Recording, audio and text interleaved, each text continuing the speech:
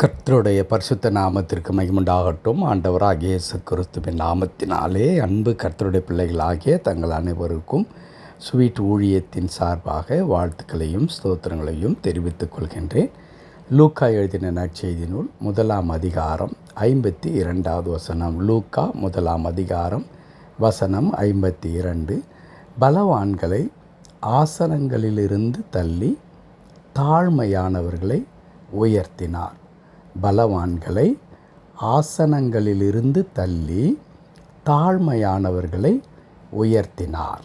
என் அன்பு கடவுளுடைய பிள்ளைகளே, நம்முடைய ஆண்டவருடைய செயல்கள் மகா உன்னதமானவைகள், அது ஆராய்ந்து முடியாதவைகள். கர்த்தருடைய ஞானத்தை, கர்த்தருடைய அறிவை ஒருவன் அறிந்து கொள்ள முயற்சிப்பது என்பது அவ்வளவு எளிதில் நடக்கக்கூடிய காரியம் அல்லவே அல்ல. ஏனென்றால் கடவுள் அத்தனை ஞானம் நிறைந்தவராக, தன்னுடைய செயல்களிலே மகத்துவம் உள்ள ஆண்டவராக இருக்கின்றார். ஆகவே தான் ஆபிரகாமுக்கு தன்னை கடவுள் வெளிப்படுத்தும் பொழுது நான் சர்வ வல்லமையுள்ள தேவன் என்று சொல்லித் தருகின்றார்.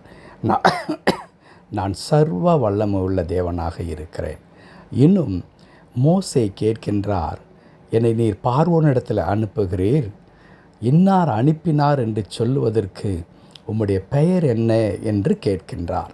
அப்பொழுது கடவுள் சொல்லித் தருகிற ஒரு அற்புதமான பெயர், நான் இருக்கிறவராகவே இருக்கிறேன், ஒரு நாளும் மாறாத இருக்கிறவராகவே இருக்கிறேன் என்று சொல்லித் தருகிறார். என் அன்பு கடவுளுடைய பிள்ளைகளே, இந்த 2 பெயர்களும் எதை சுட்டி காண்பிக்கின்றது? கர்த்தருடைய அளவிடப்பட முடியாத வல்லமை, கர்த்தரால் எதையும் சாத்தியமாக்க முடியும் என்கிறதான அந்த உண்மையை மனு குலத்திற்கு சொல்லித் தருகிறது அந்த 2 அற்புதமான பெயர்கள்.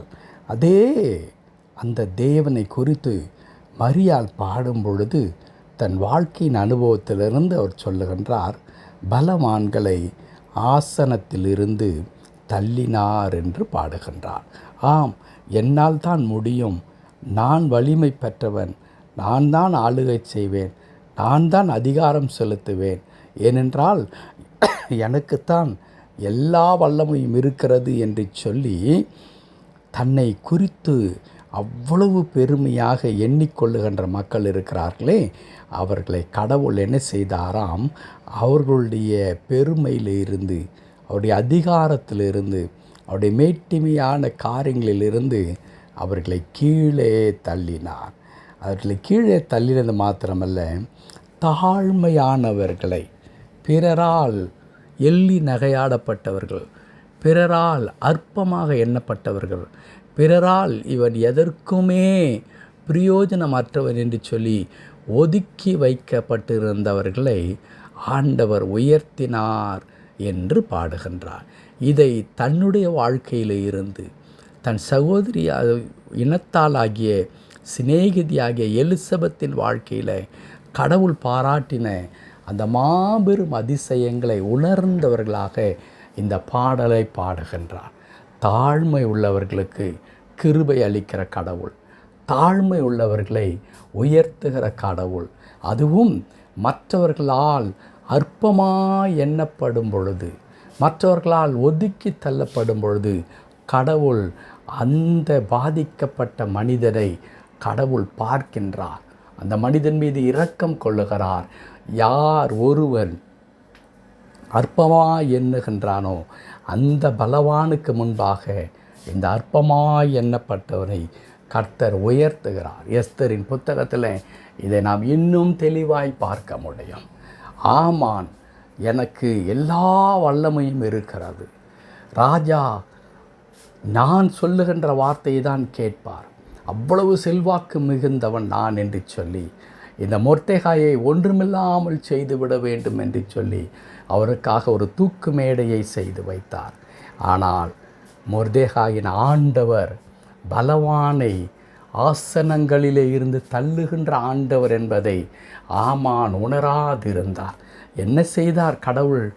அதே தூக்கு மேடையில் எந்த ஆமான் மொர்தெகாய்க்காக செய்தாரோ அதே தூக்கு மரத்தில் ஆமானை தூக்கி போட்டார்களோ மொர்தெகாயை உயர்த்தினார்கள் என்று பார்க்கின்றோம். ஆம், அன்பு கடவுளுடைய பிள்ளைகளே, அத்தனை மகிமை நிறைந்த கடவுள் நம்முடைய கடவுள். ஆகவே நாம் ஒருபோதும் பெருமை பேசுகிறவர்களாக, மேட்டிமையான சிந்தை உள்ளவர்களாக, என்னால் எதையும் சாதிக்க முடியும், எனக்கு எல்லா தகுதியும் இருக்கிறது, என்னால் என் பக்கத்தில் நியாயம் இருக்கிறது, என் பக்கத்தில் நான் நீதி இருக்கிறது, நான் நீதிமான் என்றெல்லாம் பெருமை பேசுகிறவர்களுக்கு கடவுள் எதிர்த்து நிற்கிறார். தாழ்மை உள்ளவர்களுக்கோ ஆண்டவர் கிருபை அளிக்கிறார்.